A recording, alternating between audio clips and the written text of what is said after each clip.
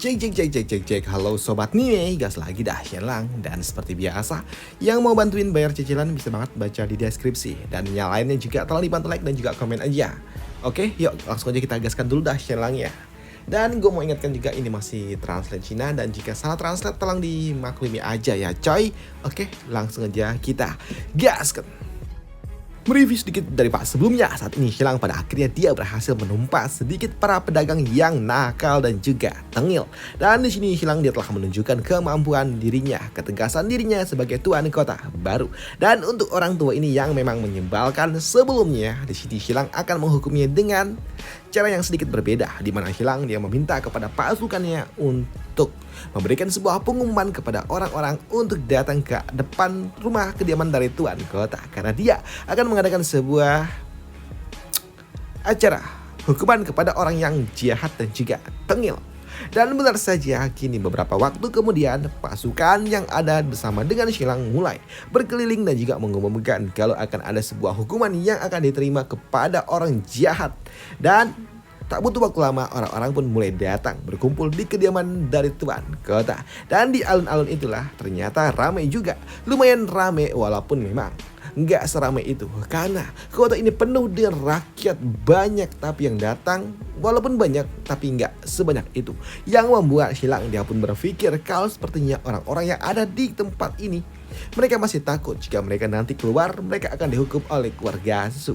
Jadi ya sudahlah, gimana lagi, cuma ada segini, ya udahlah, nggak apa-apa. Dan di sini Shelang dia pun mulai memberikan sebuah keputusan untuk segera menghukum pria itu, orang tua itu. Dan benar saja, kini orang tua itu langsung dibelem, waduh, di depan mereka semua. Dan itu tentunya disaksikan oleh seluruh warga yang ada di tempat ini. Dan untuk Shelang dia pun mengatakan kalau ini adalah kota Zhenyuan, dan ini adalah kota bagian dari kerajaan Yue. Dan kenapa kota ini justru malah dikuasai oleh para orang-orang asing, sementara rakyat asli, penduduk aslinya malah dipekerjakan secara kasar oleh orang-orang itu. Dan tentunya di sini Shelang gak terima dengan itu semua.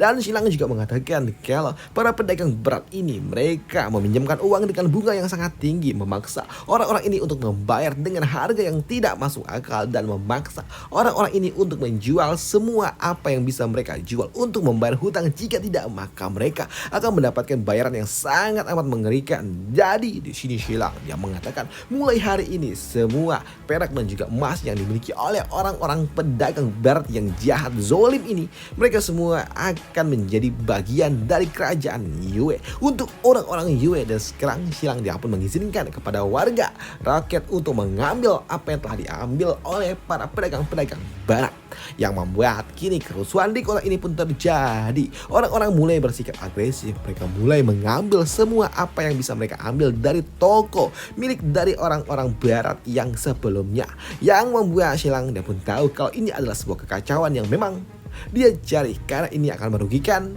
mereka yang berafiliasi dengan keluarga Su doang. Karena Shelang mengizinkan rakyatnya untuk melakukan hal edan seperti ini, membuat kekacauan hanya kepada toko-toko yang berafiliasi dengan para pedagang barat doang. Hingga pada malam harinya di sini Shulin dia pun kembali pulang, dan ketika dia kembali ke kota Zhenyuan dia pun kaget dengan apa yang dia lihat, karena ternyata saat ini kota udah kacau berantakan, yang tentunya hal itu membuatnya pun shock. Dan dia juga tahu kalau ini semua toko-toko yang hancur berantakan ini semua toko-toko yang berafiliasi dengan keluarga Su, yang artinya mereka akan kehilangan banyak uang, yang tentunya hal itu mengejutkan bagi Shulin. Dan dia benar-benar marah murka dengan itu semua. Dan di sini dia pun bertanya kepada seorang penjaga apa yang sebenarnya terjadi dan kenapa mereka tidak menghentikan kerusuhan itu. Ujar dari orang tua itu, tapi penjaga mereka mengatakan kalau mereka nggak berani melakukan sesuatu karena mereka nggak berani bertindak. Mereka nggak berani menggerakkan pasukan begitu aja, ucap dari orang-orang itu, yang tentunya membuat Shulin dia pun benar-benar kesal dengan para penjaga yang gak berguna, cuman tahu makan dan juga tidur dan gajian. Dan hal itu pun tentunya membuat Shulin dia pun benar-benar shock, kesal. Dan di sini Sulin dia juga meminta kepada pasukan untuk bersiap jika mereka akan digunakan untuk berperang, ucap dari Sulin. Dan di sini Sulin dia pun bersumpah kalau dia akan memberikan pelajaran kepada Xilang dan menghukum Xilang besok malam, ucap dari Sulin. Namun di sini salah satu bawahan dari Sulin dia pun mengatakan kalau saat ini Xilang dia hanya dilindungi oleh 200 orang saja, sedangkan mereka memiliki 3.000 pasukan. Lantas mudah saja bagi mereka untuk dapat menaklukkan Xilang dan juga seluruh anggotanya dengan jumlah pasukan yang mereka miliki. Dan Xilang juga sebelumnya mengatakan kalau mereka adalah para bandit kutu, jadi tinggal mereka gunakan saja sebagai alasan untuk dapat menghukum Xilang. Selain itu juga dia juga melaporkan kalau saat ini Xilang jika dibiarkan tentunya itu akan membuat jadi tambah masalah, karena Xilang nanti semakin lama dibiarkan maka dia mungkin aja bisa menarik 10.000 orang yang ada di tempat ini, ujar dari orang tua. Itu yang tentunya hal itu juga dipahami oleh Sulin, yang membuat Sulin dia pun setuju untuk segera menyingkirkan Xilang dan juga orang-orang yang ada di tempat ini. Selain itu juga Sulin dia juga mengatakan kalau dia akan menutup gerbang dan tidak mengizinkan siapapun masuk dan juga keluar, dan dia juga akan melakukan sebuah darurat militer, dan siapapun yang keluar dari rumah maka mereka akan segera dihukum dengan keras, ujar dari Sulin. Dan benar saja, tak butuh waktu lama, kini pasukan keluarga Su mereka pun mulai berkeliling kota dan mengumumkan kalau saat ini kota masuk ke dalam darurat militer.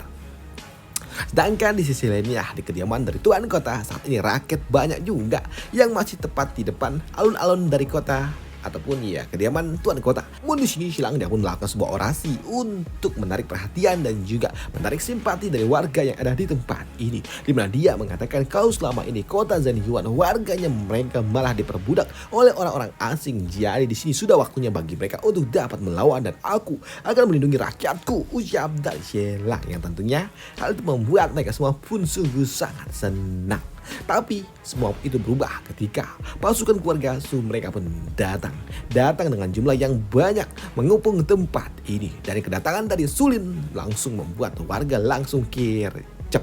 Apalagi Sulin dia pun bertanya apa yang sedang kalian lakukan, apa kalian ingin memberontak, ucap dari Sulin yang membuat mereka semua langsung kircep. Udah kayak ayam sayur, waduh. Namun di sini Sulin dia juga mengatakan kalau saat ini kota sedang masuk ke dalam darurat militer, dan siapapun yang melanggar maka mereka semua akan dihukum. Bahkan satu yang melanggar maka seluruh anggota keluarganya akan segera dihukum, ucap dari Sulin yang meminta kepada mereka semua untuk bubar. Dan apa yang diucapkan oleh Sulin membuat mereka semua langsung bingung dengan apa yang harus mereka lakukan. Mereka semua takut, tapi di sini untuk gadis ini dia langsung pasang badan, di mana dia mengatakan kalau tidak perlu takut dengan Sulin karena saat ini mereka semua didukung oleh tuan kota, ucap dari gadis ini.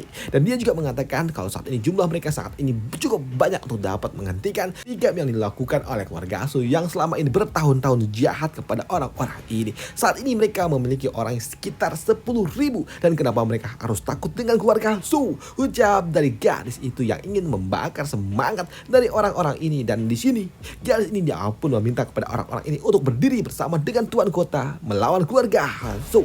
Tapi sayangnya enggak, orang-orang ini gak ada yang berani. Mereka semua kircep, yang membuat Sulin dia pun sungguh sangat senang karena orang-orang ini memang semuanya pengecut.